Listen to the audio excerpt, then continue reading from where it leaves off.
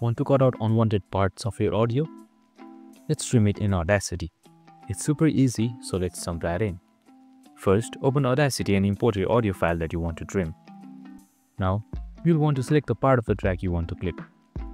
Use a mouse to click and drag over the selection of audio you want to keep. Everything outside of this selection will be trimmed off, so make sure to highlight exactly what you want to keep. Next, let's go ahead and trim the audio. With your selection in place, go up to the Edit menu at the top. Then, click on Remove Spatial and from the drop-down, choose Trim.